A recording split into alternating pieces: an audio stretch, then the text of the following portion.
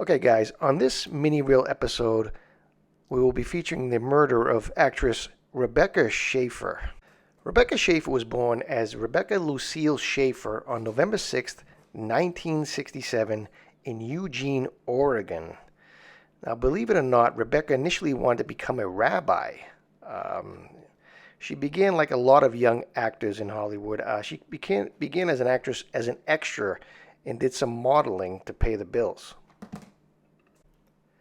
Okay, in 1984, Rebecca finally packed her bags and moved from Oregon to New York City. Now that's culture shock, guys, where she quickly found work on ABC's One Life to Live.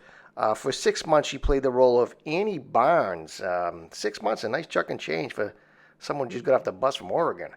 After her stint on ABC's One Life to Live ended, Rebecca went back to her modeling roots and of all places, Japan. But unfortunately, they told her she was too short. At 5'7", she was too short. So she quickly went back to New York City and dedicated herself to acting. When she returned from Japan, she landed a bit role in Woody Allen's comedy Radio Days. But unfortunately, she learned the ups and downs of showbiz real quick because she was cut out of the film.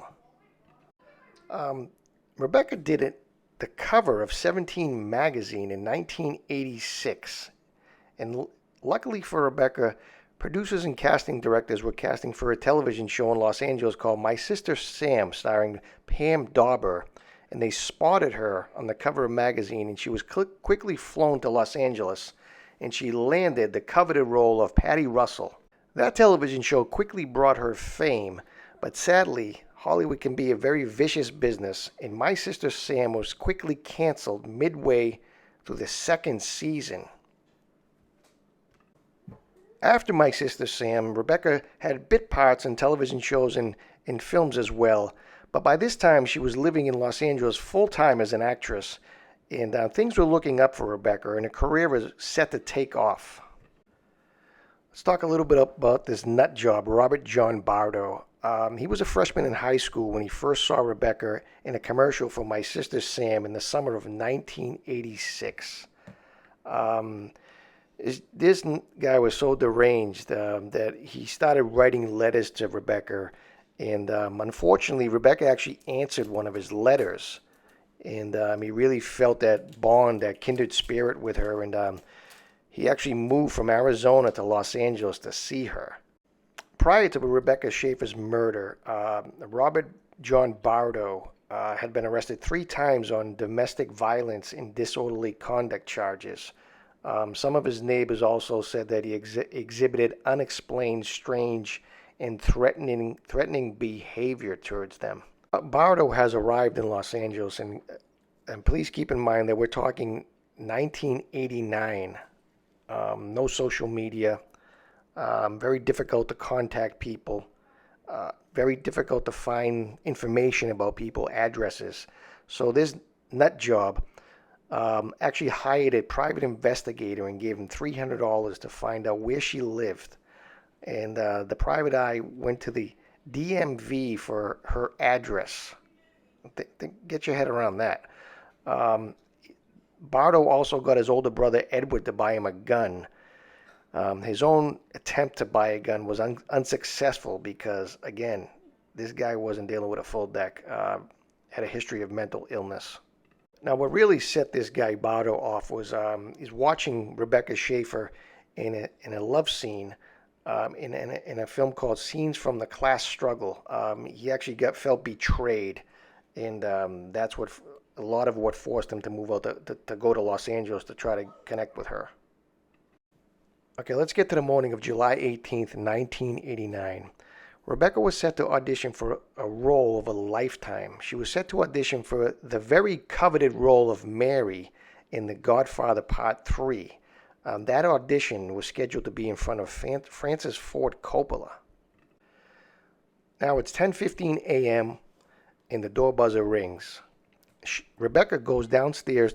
Now there's some reports saying that the reason why she went downstairs to answer the door, again we're talking 1989, was because they were dropping off the script for her to practice her role that day for her audition. But when she went downstairs, she saw John Bardo standing in front of her. She was very polite and said, "How can I help you?" And he said, "Oh, can you autograph my photo? I'm a big fan of yours." And Rebecca signed his photo and exchanged some pleasantries, and that was it. And she shut the door and went back upstairs. Now, John Bardo went for lunch. We went for breakfast after at a diner around in the vicinity.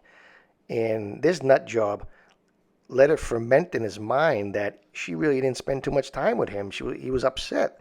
He didn't get to talk to her, ask her questions, little things like that. And so he finished his breakfast and went back to her apartment, rang the buzzer again.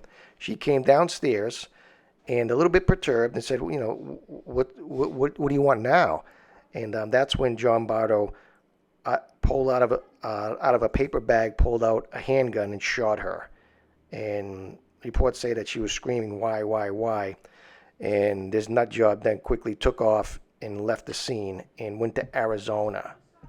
It was there that he was arrested while on a major highway screaming from the top of his lungs, "I killed Rebecca Schaeffer, I killed Rebecca Schaeffer." And police quickly arrested him. And on October 29th, 1991, Bardo was convicted of first-degree murder with the special circumstance of lying in wait. That December, he was sentenced to life in prison without the possibility of parole. He currently sits behind bars at Avenel State Prison in California. And he actually made news a couple years ago. It's good news, actually. Somebody actually stabbed him 11 times on his way to breakfast for chow. And a silver lining to this sad story, the U.S. Congress passed the Driver's Privacy Protection Act, which prohibits state departments of motor vehicles from disclosing home addresses of state residents. Yeah, you think? And the irony of this sad story is that her last autograph that she would ever give out would be to her murderer. And we will see you next time right here on Real Talk with the Hollywood Kid. Bam!